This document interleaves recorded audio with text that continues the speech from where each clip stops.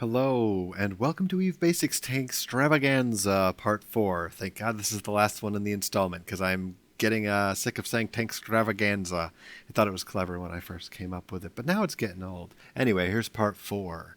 This is basic tank theory, alright? There's a lot of confusion among newer players on what type of tank to use for what activity. And generally just some confusion on EHP.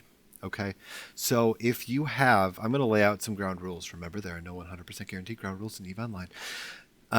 But as a general ground rule, EHP can be boosted from two different places: resist percentages or just base hit points of various things.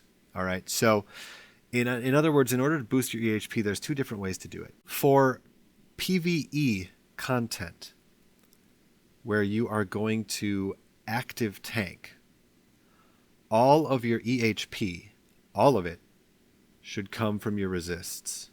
All right? If you are going to active tank in PvE, all of your EHP should come from resists.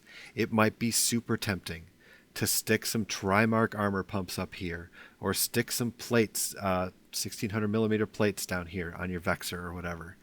It will not do you any good. I know there are anecdotal stories of people escaping from or being able to jump and warp away from PvE stuff because they had just 12 hit points of structure left, and they are like, my plate saved me or whatever because they had to chew through my extra hit points and I had more time to jump out. This is anecdotal stuff. Okay, this is not useful.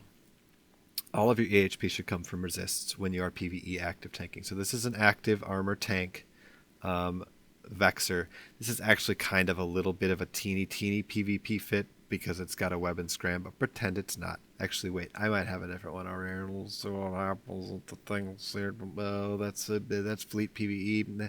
I should have prepared my notes more. This is no good. But let's say we'll just take these off. There, it's a PvE fit now. Look, I made it better. All of my EHP is coming from resistances here. And the reason why is because that makes my repairer better. Because I am taking less damage, because I'm resisting more of it, my repper is essentially doing a better job percentage-wise of repairing my ship. All right. The buffer of straight hit points does you no good in this department. Your repairer is not effectively any better because you have 5,000 HP armor versus 2,500. But if instead of taking 90 damage per second, because I don't have good resists, versus taking only 45 damage per second, because I do have good resists, my repper effectively is doing more work in that scenario. And so, for PvE stuff where you're active tanked, you should have all of your EHP coming from resists. Even though I know it looks really nice to slap a plate down here, you just don't want to do it. Now look here, let's slap a plate in here. Whoops, there's no ship called Plate. Come on. All right, let's see what we can find for plates. All right, you're going to watch our EHP jump, and it's going to feel really good. Oh my gosh, I can go from 14,000 all the way to 19,000. Guess what? It doesn't do you any good, okay? It's not going to help you in that scenario. Where the buffer tank comes into play is in three different scenarios. The first scenario is PvE content where you have a logistics pilot who needs time to react to you being primaried so that he can switch his repairers onto you and get you healed up. You only need as much buffer as you think that's going to take them to react, unlock their current targets, lock you if they have to, and start their repairers going on you, their remote repairers.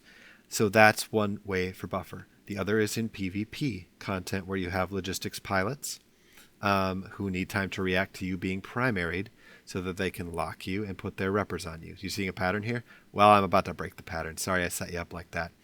The third way is in solo PvP stuff when it's sort of like hull tanking, right? You want as much buffer as you can get because you are banking on the fact that you can blap them before they get through your buffer. A lot of buffer fits don't even run repairers because that's just not their game.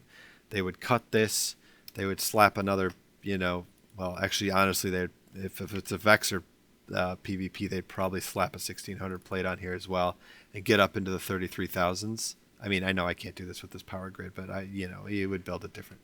Um, and they would get up into the 35,000s, 40,000s, and just hope that they can out damage their opponent before they eat through all this and have really no way to repair themselves actively. So it is going to be very tempting to put plates and other hit point bumping things onto your ship, but it is not worth it in the long run.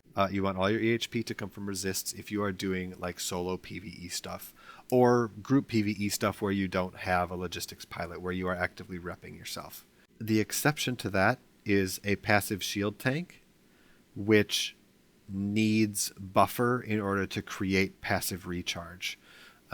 So there's always a few exceptions, but that's not an active tank, it's a passive tank. In fact, the only passive tank in the game, really. So there's no passive armor tank or passive hull tanking. So the place you're going to use a buffer tank is in gang PvE, where you have logistics pilots, gang PvP, where you have logistics pilots, or solo PvP, where you want to employ these hyper EHP strategies. You can't repair yourself, but gosh darn it, do you have a lot of EHP. That's general tank theory. Thanks for watching Tanstravaganza. Next, I think I'm going to take on planetary production. I shall see you there.